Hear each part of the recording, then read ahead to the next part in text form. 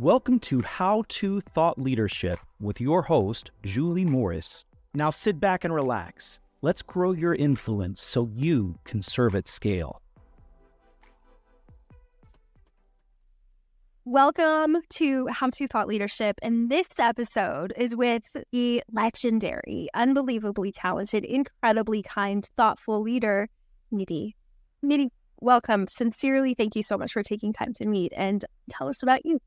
Thank you so much for having me. I've been looking forward to this conversation. My name is Nidhi Tewari. I am a licensed clinical social worker, have over 10 years of experience as a therapist. But in my most recent facet of my career, I have been a professional speaker. I do keynotes and workshops with organizations and corporations on how to be able to prioritize mental health and well-being while simultaneously creating healthy, high-performing teams. Nidhi, you have incredible tech gear that you've used to give such incredible recordings. And so, folks, as you're listening to Nidhi present today, she is good at this. And so you're going to be able to see what does the wonderful podcast sound like with a professional and someone like you, the people who are listening to this, who are subject matter experts, who now are going to take and all their insights, all of their lived experience, everyone who's ever mentored them, what they love, what they hate, what they care about, what makes them happy, which is all of your thought leadership, by the way, synthesized into this thing, and to put it out there to serve at scale. And so Nidhi is an incredible leader who does this so well. So Nidhi, has it ever made you feel edgy to have people call you a thought leader, if you don't mind me kicking off there? No, absolutely, for sure. When I first started to dive into content creation and building my thought leadership on social media and beyond, it was very intimidating. And in 2020, that was the jump start for me. When people started to call me a thought leader, I was kind of freaked out actually by the term. I was like, what does that even mean? I learned to embrace it though, because being a thought leader means that you influence other people and their way of thinking and perceiving the world or your subject of expertise. And I think it's an honor to be considered a thought leader, though it is kind of a hefty, heavy thing to carry. It is. It is. And so you, even as we think about mental health, it's a thing. It's really vulnerable to put yourself out there all the time. It can feel emotionally taxing to feel like you're almost responsible for now taking everything that you know and putting it out there and being consistent with it. At least it's fun. At least it is producing all of this great stuff for us and all these cool opportunities because, wow, it definitely can feel like work. Yeah. Does it feel like work every time you sit down and think about writing and what you're going to share that day? Or tell us about what that looks like for you. It definitely has felt like work. And there have been times in my content creation journey where I have burned out because it has felt like a lot of pressure to show up so consistently. And there are some days where you don't have a brilliant thought, you don't have necessarily something profound to say or to contribute, and you still need to show up. And so I've learned over the years to maximize the content that I put out there so it's efficient and also as a representation of the topics that I'm passionate about. When I speak about the things that I really believe in, it feels a little bit less like a chore and more something that brings me excitement and fulfillment in my life. That is amazing. You were working with clients and that was like the dedicated work that you did. And now it's speaking and it's doing more than just that. You've been able to expand from thought leadership into almost, there's this whole other business where you, again, get to scale, get to do more in front of more people and share the word. But could you, so what does it look like to be Nidhi right now? Where does time go? Yeah, so I still see some clients in my private practice. So I am working with a small group of people intentionally because the work that I do as a therapist is focused on helping high performers who are coping with trauma and anxiety. And of course, as you can imagine, it's heavy stuff. It takes a lot of energy to be present for 12, 15 hours each week with my clients. And I've scaled that back and I've built in a wonderful speaking career where about once a month or so, I'm doing a speaking engagement with an organization or at a conference. And it's been a nice counterbalance to some of the emotional work that comes with being a therapist. I found that part of developing my thought leadership was finding ways to apply what I had learned in the context of my specialization and being able to broaden that out to be more applicable to a wider audience. And that's what led me to develop my speaking and my speaking topics, because I found a need, even just outside of the therapy world, for the knowledge that therapists bring to the table. That is incredible. So if you could share, what are some of those keynotes that you give, or do you have titles or specific subject matter areas that you speak about? Yes, absolutely. Yep. So I speak about a few different topics. They're all under the same umbrella of well-being. One is about creating balance instead of burnout. So it's providing tangible, evidence-based, science-backed strategies that are going to help you to feel better individually and on a systemic level, and mitigate some of the impact of burnout. I talk a lot about emotional intelligence and being able to have a connected workplace where people feel psychologically safe being open and vulnerable with you. I talk about neurodiversity. So it runs the whole gamut of the well-being umbrella, but focus specifically on how can we create organizations that are supportive and have an intention of prioritizing how people feel when they're navigating their workday. There's so much to unpack there. Let me just say this. You're an amazing speaker. How did you become an amazing speaker and communicator? It took a lot of time. I had to really do some work studying underneath other exceptional speakers. And initially, when I first started entering into the speaking realm, I did a lot of free workshops, a lot of low $100, $200 honorarium gigs, as most speakers do. You pay your dues a little bit in the beginning. And I had to start working through some of the anxiety that I would experience before a talk. I had to work on my pacing. And one of the times that I gave a talk really early on, I was so in my therapist brain of wanting to provide data and PowerPoint slides and all of this research that I lost the humanity that needed to be in my talk. That was a powerful lesson for me, because now as a speaker, I've had to learn that people don't just want to connect to you because of your expertise. They want to connect with you on a heart human level. And they want to hear from you that you've been through some stuff and have overcome some stuff using the very things that you're teaching them in this talk. That was the special sauce that I discovered really starting in 2020 when I began my journey on Clubhouse and started studying underneath some pretty exceptional speakers. I will never forget Clubhouse. Those early days when our networks grew enormously. Our fun, of course, during the pandemic, it was amazing. It was where I learned how to public speak to a great degree. Before that, even for a conversation like this, when it's just you and me right now, Nidhi, and I know people will listen, they're not like surrounding me in a room here. It still would be so hard for me. I would be nervous beyond ability to communicate. A lifetime of just proof points that I shouldn't be public speaking until Clubhouse. And so we got to practice, but that practice, the repetition, when you were first starting to speak and do more, did you ever have any flubs when you were public speaking that you're like, can't believe that happened, or something like that, if you don't mind? So there were times when I was on Clubhouse in those early days, and I would be on a stage with Harvard professors, people that were like TED talkers, Amy Cuddy. I was literally, I kid you not, Julie, like having panic attacks. I was having so much anxiety. I didn't know what to say. And I used to have to clutch paper towels in my hand because my hands would get so sweaty from nervousness. I just would freak out all the time. And the reason why is because I just thought, these people are so far above me. Like, they are so beyond where I am right now. I shouldn't be here. Like, maybe I'm not meant to actually talk on this stage. And I had to just desensitize myself to it, and also change some of my own mindset around being a quote unquote thought leader, right? I had to start recognizing that I also had a lot of expertise to bring to the table. And I may not have attended an Ivy League, but that I still had some unique insights that people resonated with.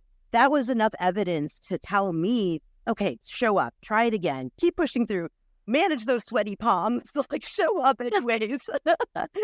And eventually I got to a place where I wasn't flubbing anymore. Like, I wasn't stumbling over my words. The ums and ahs kind of started to go away. And it helped me so much. So it sounds like you had the makings of it. You had the expertise nailed down.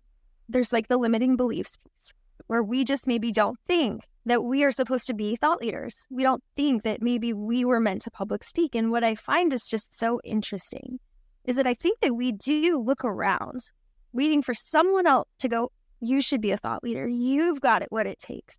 You were made for this. And nobody does that. That's not a thing. Maybe every once in a while, someone like Christo will come along who we love and admire and totally respect his game. And he might go, hey, you really do have something. But for the most part, if we sit around waiting for Christo, we're going to be waiting a long time. Or never, ever having that chance to give us that moment where we step up and go, I believe I have something to say. I believe I have something to contribute. And it's worth me going after the stream. 100%.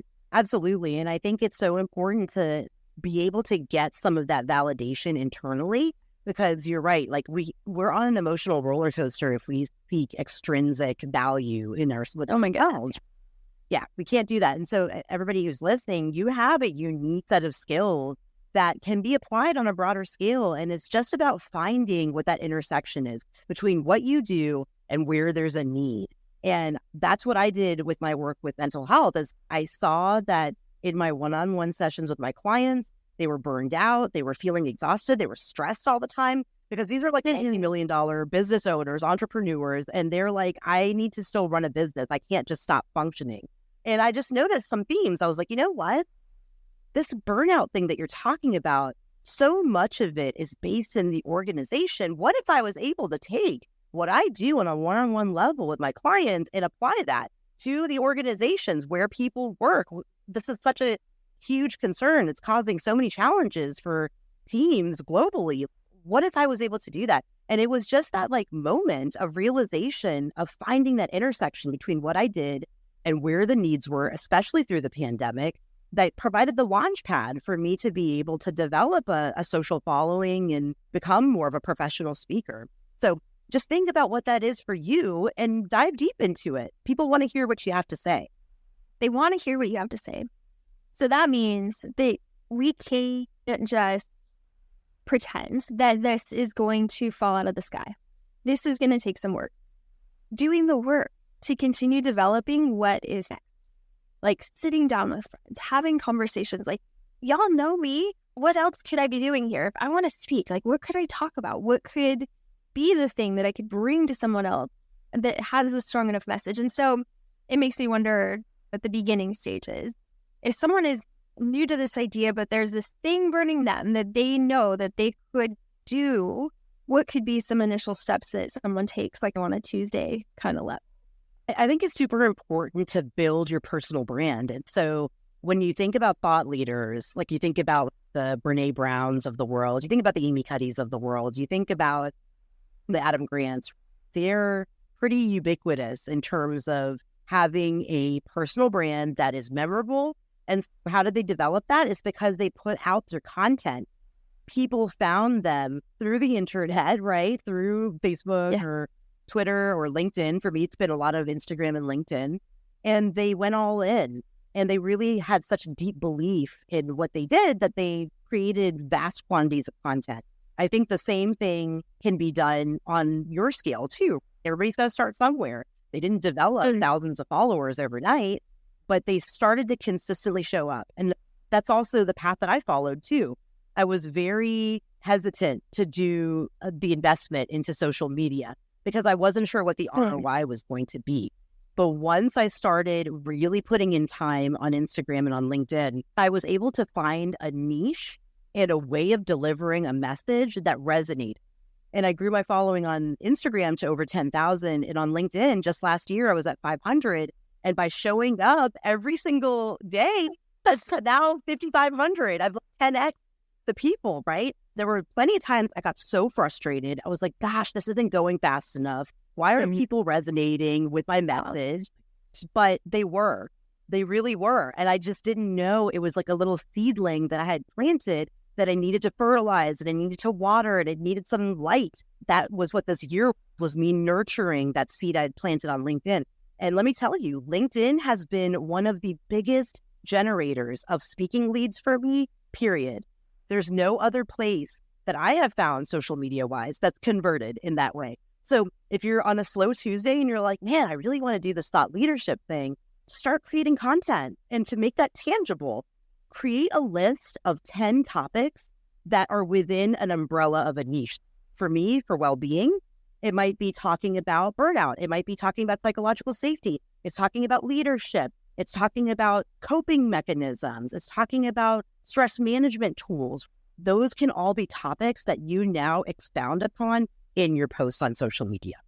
Oh, Nidhi, if I take anyone who I work with, as far as I don't do ghostwriting anymore, I do content co-writing, because if you don't know how to use your voice, by the time I'm done working with you, then I have failed. Like, I want someone to learn how to use it.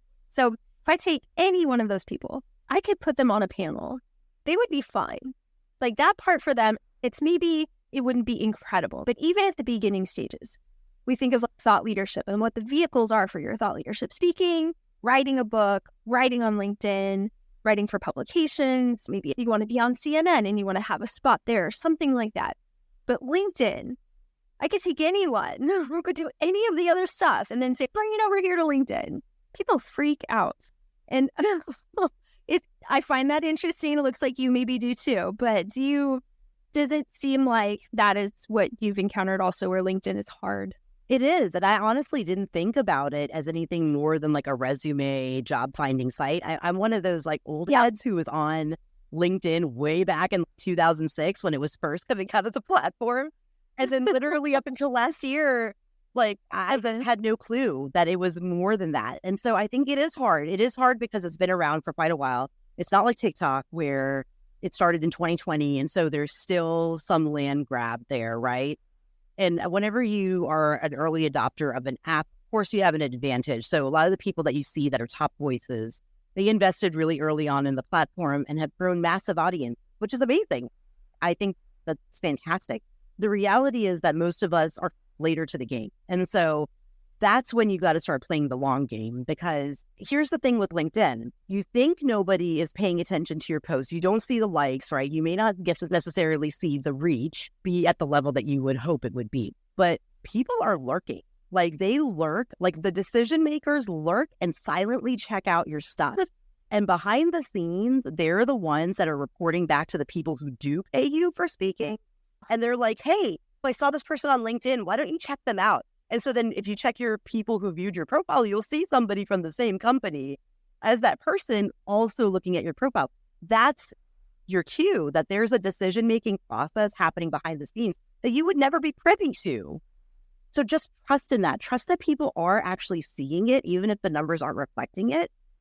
And also that LinkedIn it's an interesting platform because it promotes social connection in a little bit of a different way, where part of your content is commenting on other people's content as well, and building community that way and thought leadership that way. So you got to also be looking at it from that perspective. How can I elevate and uplift others, and simultaneously also be sharing little nuggets of my thought leadership along the way? How do you, Nidhi, split up your time? Do you aim to still do the engagement piece? Is it like hitting the flywheel stage where you don't necessarily need to spend quite as much time there? Or do you aim to a number of posts per day, or anything that can help people understand how they can start doing more in the tactics? The first thing that I do is without any expectation, I experiment. I experiment with different times that I post. I've tried morning, I've tried afternoon, I've tried evening. I experiment with different types of content. And for about 4 to 6 weeks, I just put stuff out there without any expectation of what the return is going to be, right? And all I'm doing is data collecting. So that's one piece, is you got to have some data to base when and why you're doing things on LinkedIn.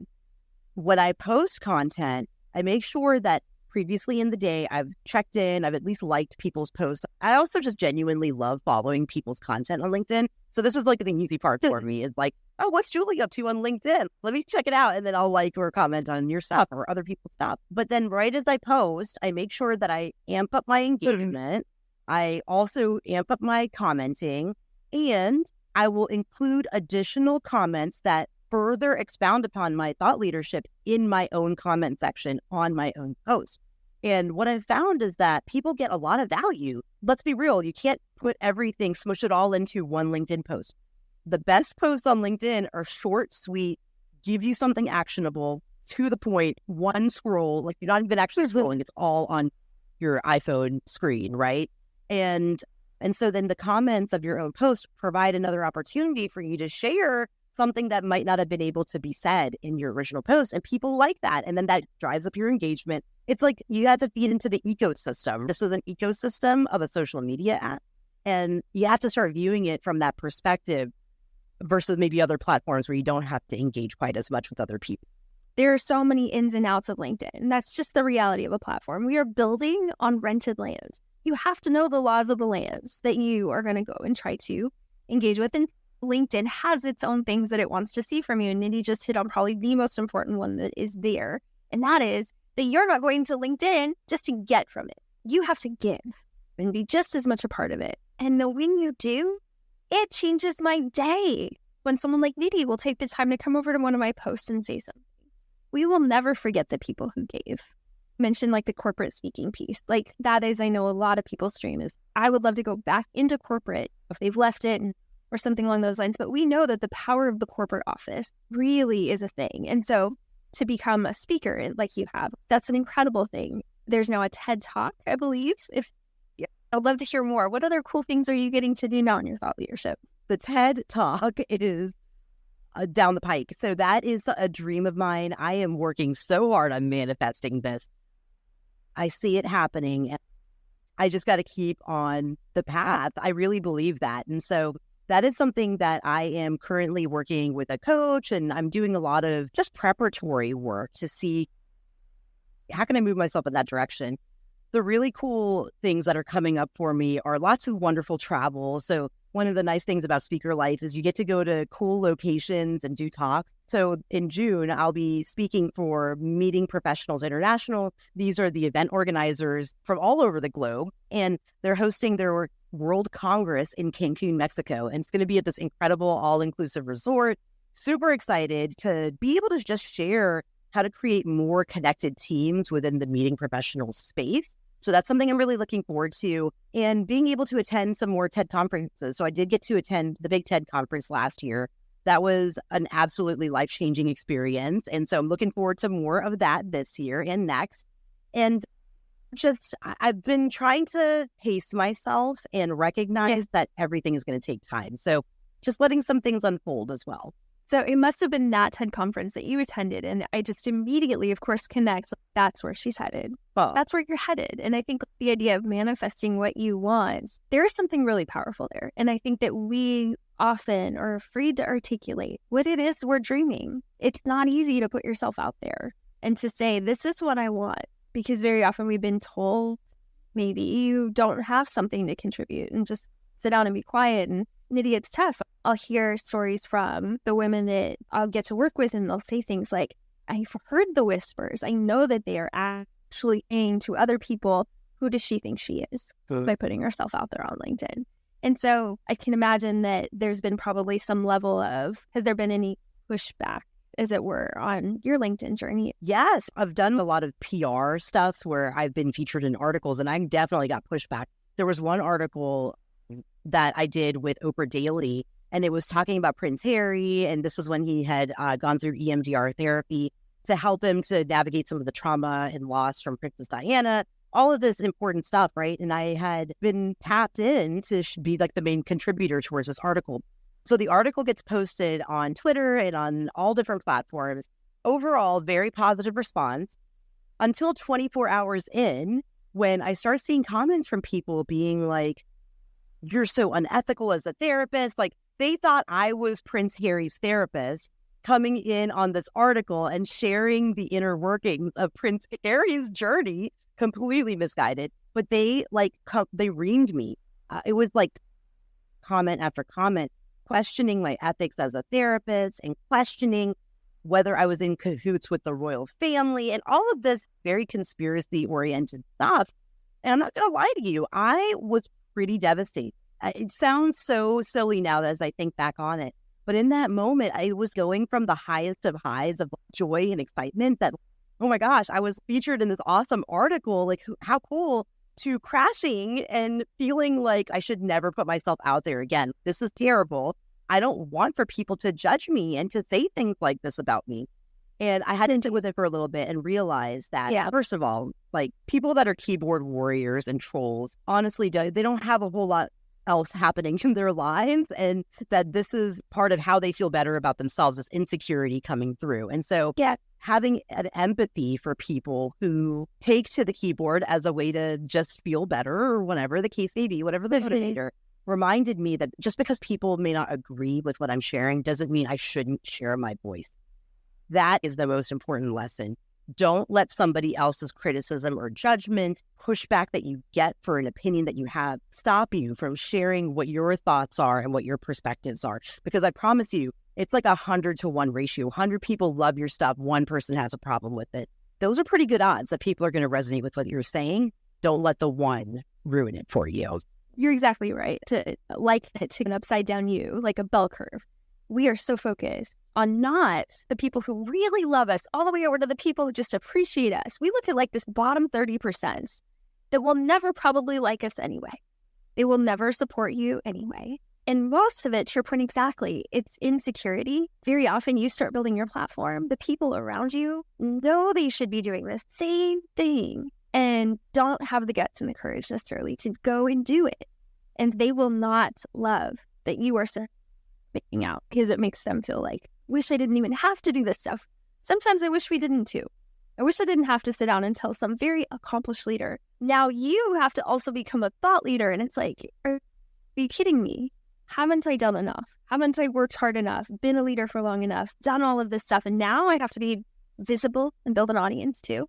This is what you get to do. And we get to reframe it and turn it into a positive and remind people of how fulfilling it is to go on this journey and to see everything that you've ever learned in your expertise become something more accessible for so many more people to benefit from. But yeah, it does bite every once in a while. But you also get to build, like to your point exactly, you're building this incredible following and audience that also becomes a community. This is your community. And you found your people. I know like within Chris, he has this amazing community that has powerful, wonderful, extraordinary people in it. Find a community where you can find your people, because that is going to be the new group that takes you where you want to be, that you can serve and give to and do life with. And it is so fulfilling. Absolutely. And view it as like an opportunity to mentor people at scale, right? Like, I think sometimes when you're thinking about the idea of thought leadership, the most common qualm I hear from people is, I don't want to give away my special sauce. I don't want to give away like this thing that makes me different than everybody else. But how are people going to know about your special sauce unless you tell them about it? No one's trying to steal your special sauce. Try to steal it. Yeah, it's okay to put it out there. And the other concern I hear from people is, if I put this out there, will they still want to hire me? Absolutely they will, because you've given them 1/25th of what your thought leadership is. And just because they read it one time on a LinkedIn post does not mean that it has been ingrained within them. It surely hasn't been shared with their teams. If you're speaking to a company or a corporation, that same message is very much going to be applicable on a much broader scale if you just are willing to continue to put yourself out there. Operate from a place of generosity and recognizing that all good things are going to come back to you. Don't hesitate on putting yourself out there if you're afraid or just feel like it's draining. It's worth it. It's a great ROI. It really is. A couple more questions on tactics before we wrap, if you don't mind. And can I just say, this has been so helpful. You're an amazing teacher. Was PR a piece that you've invested in distinctly? Could you tell us a little bit more about that? Yes. So in 2020 to 2021, I worked with a PR person. And the idea being that if I was going to be taken seriously as a thought leader, one of the avenues to build that social proof is by being featured in articles as an expert. And it absolutely works. I think it's a worthwhile investment. Basically, this PR person was able to link me to so many different opportunities. The way that it usually goes is that they get an inkling that there may be a demand for a particular topic. And then they send out pitches that are specific to you and your thought leadership that you help to co-create with them. And they pitch it to people at the New York Times or Forbes or Oprah Daily or Washington Post, all publications that I'm so grateful to have been featured in. And then they read your thought leadership and they bring you on board and they do like a phone interview with you, or they'll do a Zoom call with you to get more information. And so by just having that builds the social proof. Second of all, that SEO is fantastic. So anytime that people search your name now, here's all of these great articles that are also popping up that are further letting people know that, hey, this is the person who's a thought leader. So PR can be a really nice gateway into developing your thought leadership and having some of those names that are already established backing you as a thought leader as well. For you, then does it sound like your thought leadership strategy or your buckets of activity, what you're doing on LinkedIn and the PR piece that you did, it sounds like it was a beginning and end, like a length of time that you were focused on that. And then speaking, are there any other main vehicles for your thought leadership right now? Yeah, it's outside of LinkedIn. I would say Instagram. I do a lot of Instagram reels. Yeah. I'm late to the party. I'm working on TikTok. It's been tough. I'm not going to lie. There's been frustrating moments on TikTok. Gosh, why this thing took off on Instagram? Why isn't it working here on TikTok? But it's okay. I'm going to figure it out. I'm going to keep being diligent with it and just experiment. You know what I mean? So those are great outlets as well. And then the last one for me has been working with a speaker agency. I'm signed by a speaker bureau, and they also help to put out my thought leadership. Just today, they released a blog with some of my thought leadership about mental health and the corporate world. Wow. So that's been helpful to have a team backing me as a speaker. So the speaker agency that you work with, did they find you? Did you find them? How did that happen to come about? It was through a mutual introduction of a friend of mine who has become a bit of a mentor of mine. And I had to accomplish some things before I would be ready to be in front of a speaker bureau. When you apply or talk with somebody at a speaker bureau, they want to make sure that you have a speaker reel. They want to make sure that you have enough talks in companies that you work with, that you have a bio that's robust for them to post. And then they want to make sure that you have enough talks and enough thought leadership ready to go that they can then market that out to various corporations. So when I first talked with the Speakers Bureau, it was at the end of last year, and they weren't 100% sure whether they would be able to bring me on because things were slowing down in the economy. And they had just signed a whole bunch of speakers right before the end of the year. Fast track to this year, they circled back with me. They were like, you know what, we have some space right now. Why don't we go ahead and bring you on as an exclusive speaker with our bureau, and we can start working together. And the really nice part about having them is, one, they do a lot of the legwork when it comes to finding speaking engagements, but two, they handle the negotiation. So if you hate negotiating, wonderful. I'm okay at it, but I'm not a master negotiator, right? That is amazing. And so if you're listening to this and you're thinking, I don't really have any of those things that she just talked about, the only way that you can get them is to start. If you were going to start, why? Having small speaking engagements. I don't care if you go to your local chamber of commerce and you get really good at doing a couple of different presentations. There will be outlets. A lot of different networks can give you space to come speak. My goodness, you will have to be super brave and to put yourself out there and to ask for what you want. But it will not be that long before these things start to add up. For me, Nidhi, right now, I'm working on, I know I need the reel. Since my public speaking really did start right after the pandemic, of course, it's going to be mostly virtual right now. I have to get brave and just start putting myself out there. My very first in-person speaking engagement, the camera guy was so far away. It's okay. Learning the lessons along the way. Bring your own camera guy. If you want a great speaking reel, that may be something that you just have to do and bite the bullet with. I will tell you that my 12-year-old is a better camera woman than I am already. And that you can know that's probably going to be what's showing up at my next engagement. But whatever it takes, get creative, do the work. I think that you and I probably would agree that we are amazing, but we are not that different than the women and the men and the people listening to this conversation right now. You too are amazing. You may have been in an environment for a very long period of time that didn't remind you of how amazing you are. You, just as you are incredible and have a message. And if it is burning in you, you cannot expect Nidhi or me or anyone else to carry this torch for your message. You have to do it. You. LinkedIn is an incredible, what I would call a democratizer. Anyone who wants to do the work, you can do the work. You can go out there, build your audience, build your following, and start to make a difference right away. Yes, and know that even if you're doing this free speaking engagement, that you're able to negotiate other things in. So like you talked about having like camera footage, like video footage, maybe some photographs, have that as part of your negotiation. There's ways to be able to do this and build up what you need. I couldn't agree with you more. So Nidhi, last question, LinkedIn. So you are now a top mentoring voice, is that right?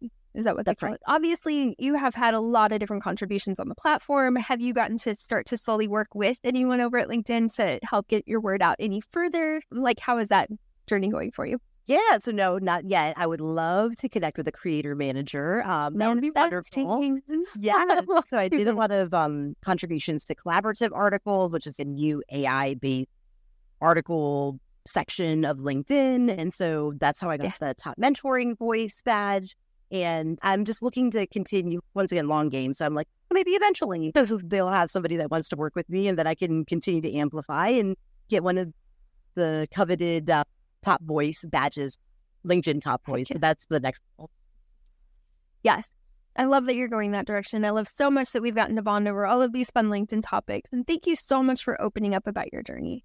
I think that there's this thing in us that we have to make this choice on whether or not we're going to be generous with our insights and really open it up for other people. And I think that there is more than enough room for all of us to do really well at this. Even if everyone listening here, when all of their dreams came true, they got to speak and they got to write, there would still be so much more room for all of us to do the same thing. And thank you so much for this time and all the tactics that you shared and your wonderfully generous heart around all this stuff. Oh, this was an awesome conversation. I really appreciate you having me, and hopefully we can do it again soon. I would love that. Thank you so much, Fred. Thank you for listening to How to Thought Leadership with Julie Morris. You can find Julie on LinkedIn and most other social media platforms. If you'd like to talk about how to increase your own influence through thought leadership, you can contact Julie through personateam.com.